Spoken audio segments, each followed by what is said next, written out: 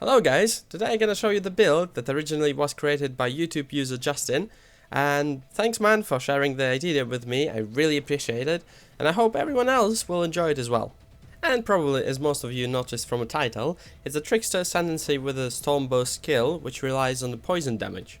Relying to the Pastbin calculations, the build's supposed to do about 2 million DPS and about 1 million DPS to the Shaper. So, because it was damage over time build that does incredible damage to the bosses, I was quite excited to try this build myself, because I like this kind of builds, and I think they a bit underrated in my opinion.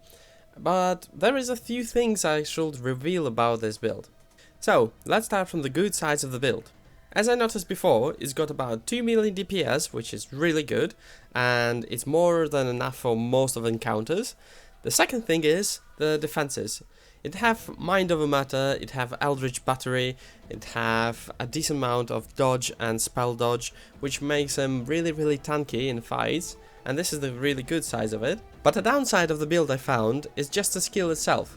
Unfortunately, Storm Burst feels really clunky to use, and possibly it's just because we're relying on the poison damage in this case, because when you start channeling, it takes a time when you start channel and the orbs appears, and when they start dealing damage to the monster, it also takes a time to build up the poison damage. So overall, it takes quite a while until you actually killing the target, which makes the clear speed really slow.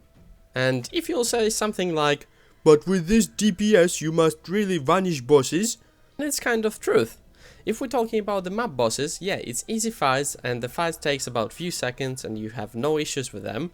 But if we're gonna talk about the Uber Elder encounter, this kind of encounters requires you to do a lot of damage in several windows, which unfortunately doesn't work with the Storm Burst. Overall, the build feels really tanky to play, and as I said, it does the solid damage, but not instantly. So if you're not looking for the Uber Elder fights, the rest of the encounters I never had issue with, so if you're looking for the deep delving or anything like that, feel free to try this build. It's not really expensive and it's really easy to play, but the gear I really should explain because it's quite tricky. Well, let's start from the unique gloves called Valkyrie Guidance. So this gloves allows us to inflict poison with our lightning damage, which makes them pretty much unreplaceable. And another unique item we're using, it's a disintegrator stuff, which is really underrated, I will say.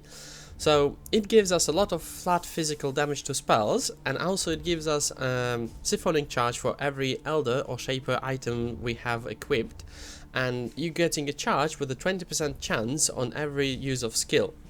So in this bit, you need to be careful, because when you're channeling, you're not getting charges because it counts as a use of skill only once when you start channel. So if you want to make sure that you maximize your DPS on the bosses, you can just few times click on a skill or just dash around a few times, and pretty much 100% of chance you're gonna get the maximum charges. So for every charge you're getting flat physical damage to spells and 4% of non-chaos damage as extra chaos damage. And from minor bits, you're getting additional physic damage reduction for every charge, just 1% per charge, and 0.2% of damage leached for you is life. But also, the downside of it, it deals 150 physical damage per second for each charge on you. So be careful guys, don't rush into the Elder and Shaper items until you actually can sustain it. Another unique item we're using, it's a Devouring Diadem, which reducing mana reservation by 20%, which allows us to use all the hours that we're using currently, and also it triggers level 15 Feast of Flesh every 5 seconds when there is a corpses nearby. So what is the Feast of Flesh? Feast of Flesh heals you for every corpse for 400 health, 200 energy shield and 300 mana is I believe, and it consumes up to 10 corpses, so it basically heals you really well every time you're nearby corpses every 5 seconds. Another item quite popular, we're using the Dendrobate, which gives us damage with a poison and poison duration if we have 300 dexterity and 150 intelligence in the build. Then the Impresence for the 3D spare, and the Cyclopean Coil just to boost our stats, and also it gives us the freeze and shock immunity. And also we're using the Venomous Spinnerets,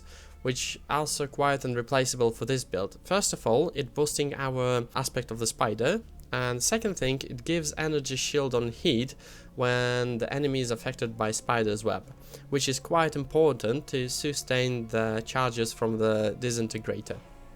And the rest 2 rings are just normal rare rings with the resistances, HP, and also one of them buffed with the aspect of the spider, which is necessary for this build. In case of flasks, probably everyone knows the Xeris Promise flask and the correlator signature for the poison duration, and it's pretty much it. And as always guys, if you'd like to try this build, the Pastbin link will be below the video, so check it out. If you're not using Pastbin, just get yourself one. It's really useful, but still, if you're not using one, you can just copy the items and talent tree straight away from the video.